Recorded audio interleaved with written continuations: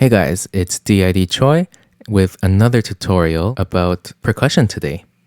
So this is the same track as my last video comparing three different brass libraries linked below and also in the corner. And I wanted to show you kind of how I do my percussion. So I actually don't have any fancy percussion libraries at the moment. All I have is either the Logic built-in sounds or the Contact Factory library. I also use NotePerformer for a lot of things sometimes, like I did with the timpani here.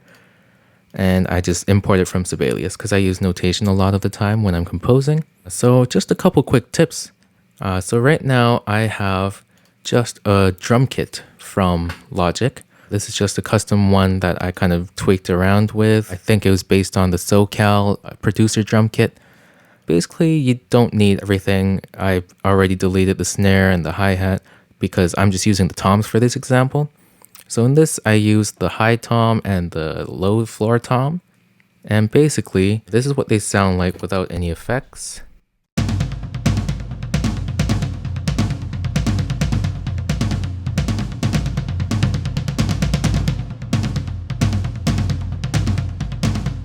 Yeah, so it's a kind of boring, dry sound. It would be good for a drum kit, maybe if you're adding some reverb, like... Yeah, immediately with the reverb, it sounds a little more cinematic, more natural.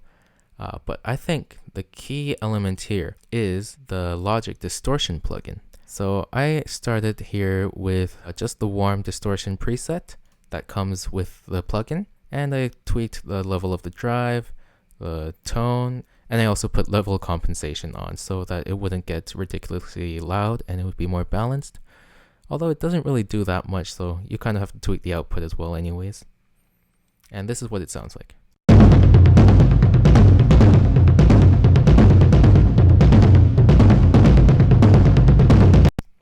And lastly, I added some EQ.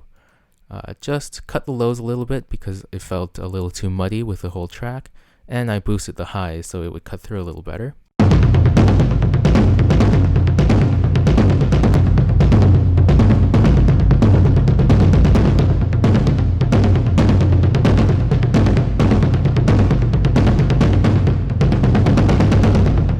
Along with that, I added basically a djembe from the African kit, and I just put a regular djembe pattern.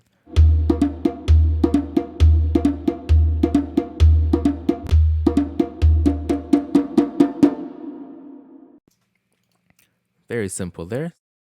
I also used the Taikos drums from Logic as well.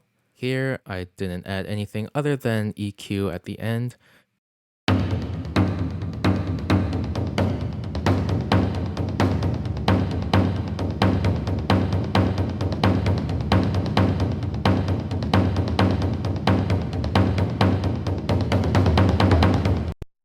So for this, I also quantized a little bit, but mostly I played it in.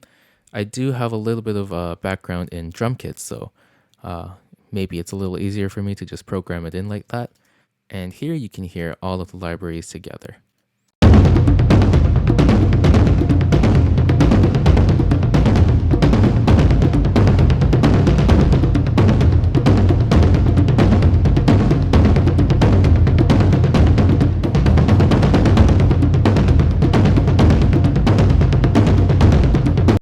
The other thing I was going to talk about is the importance of panning. So here I panned the drums a little bit. The toms were the loudest, even though I have the fader down all the way. Just the way the gain was structured in the plugin, they were quite loud. So I moved them a little bit to the left while having the other two libraries on the right. This gives you more separation, making everything a little clearer. Of course, it's good to mix in mono so you can make sure all the levels are there and it sounds good by itself in mono. But adding that stereo spread also really helps liven up your mix. And another pro tip, make sure to select stereo pan when you're panning in Logic, because if you just do the balance pan, for example, if I was panning to the right, it just lowers your left channel. So instead of moving everything towards the left, or towards the right, sorry, it actually just lowers one of the channels, which gives you less of the information, which is not what you want because you've recorded two channels, or you bought two channels worth of samples. And finally, I also added some percussion samples. Just here's an anvil that I got off the internet. I can't remember where it was from, but it's a free sound site. And I kind of just lined them up. They don't have to be perfectly lined up because, let's face it, percussionists aren't always lined up. Here's another suspended cymbal roll. And again, the timpani from NotePerformer. So we'll listen to all of the percussion together now.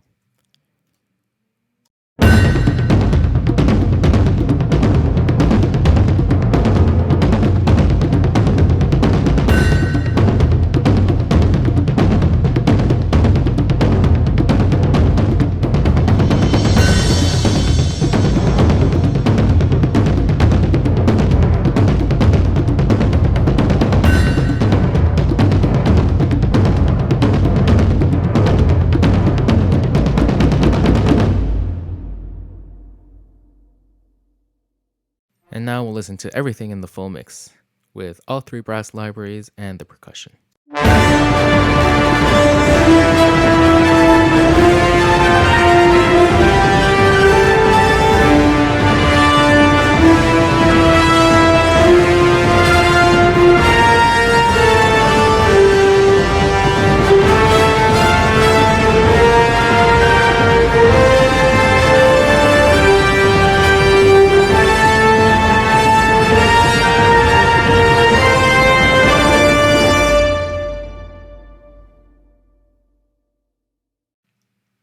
So I hope that tip helps you guys with achieving a huge trailer sound using either free or really cheap percussion samples. Let me know if that helped you. And if you have any other suggestions for further videos, let me know in the comments below. And as always, leave a like and make sure to subscribe for more of this kind of content and also a lot of my original music, both concert and film works. Alright everybody, have a nice day and see you next time.